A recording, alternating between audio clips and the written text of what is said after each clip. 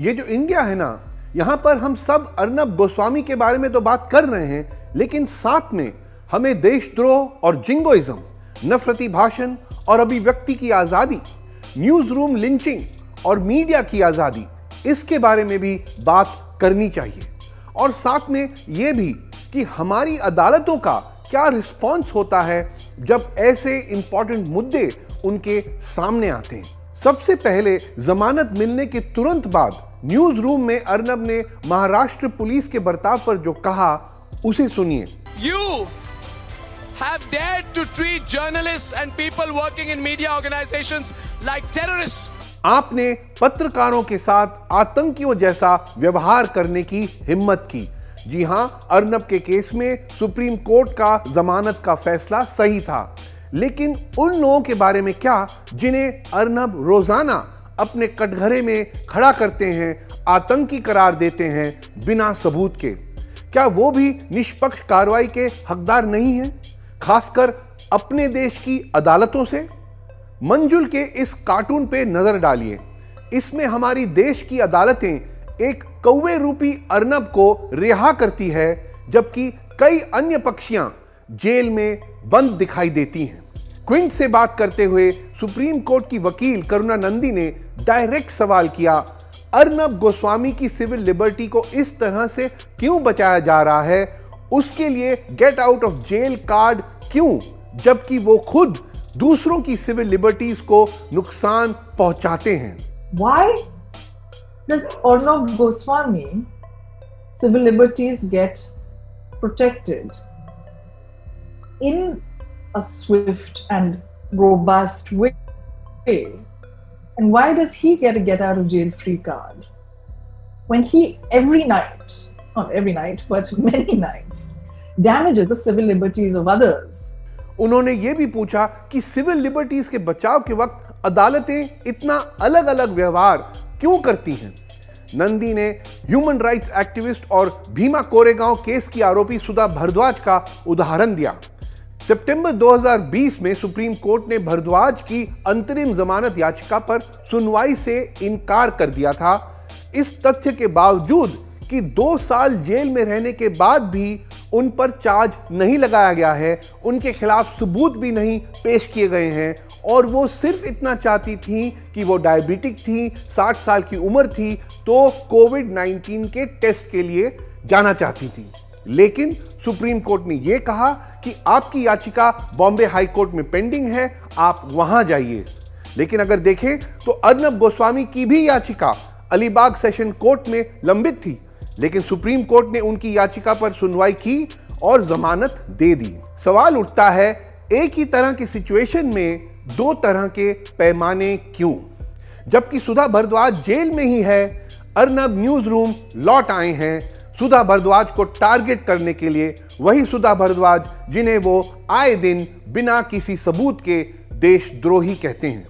अर्नब को जमानत देते वक्त सुप्रीम कोर्ट के जस्टिस DY चंद्रचूड़ ने कहा, अगर हम संवैधानिक अदालत के रूप में कानून का पालन नहीं करते हैं और स्वतंत्रता की रक्षा नहीं करते हैं तो कौन करेगा?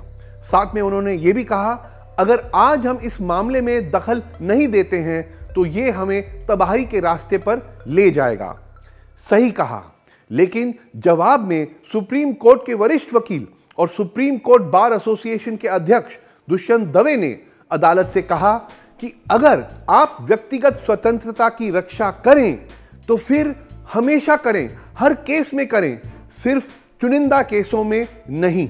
कुछ लोग तर्क दे सकते हैं कि सुधा भारद्वाज को UAPA यानी आतंक विरोधी कानून के तहत गिरफ्तार किया गया था, जबकि गोस्वामी को आत्महत्या उकसाने के आरोप में, इसलिए उनकी जमानत याचिका को अलग देखने की जरूरत है। लेकिन तथ्य यह है कि UAPA के तहत कुछ लोगों को स्थिति का फायदा उठाने के लिए भी गिरफ्तार किया गया है, जिसमें आरोपियों को बिना आरोप तय किए, बिना सबूत दिखाए महीनों तक जेल में रखा जा सकता है। पिंजरा तोड़ एक्टिविस्ट देवांगना कलिता का केस देखिए। दिल्ली हाई कोर्ट ने उन्हें नॉर्थ ईस्ट दिल्ली हिंसा मामले में जमानत दे दी, जिसमें उन पर हत्या, दंगा और साजिश रचने के आरोप थे। कोर्ट ने कहा कि उन्होंने केवल शांतिपूर्ण आंदोलन में हिस्सा लिया, जो कि उनका हक था। पुलिस के पास उनके खिलाफ नफरती भाषण या हिंसा भड़काने का कोई सबूत नहीं था, तो उनकी हिरासत अनुचित थी। लेकिन अब ये सुनिए, एक दूसरे केस में देवांगना यूएपीए के तहत इन्हीं आरोपों का सामना कर रही है, और चूंकि यूएपीए के तहत पुलिस को सबूत दिखाने की जरूरत नहीं है, इस केस में उन्हें जमानत अब तक नहीं मिली है।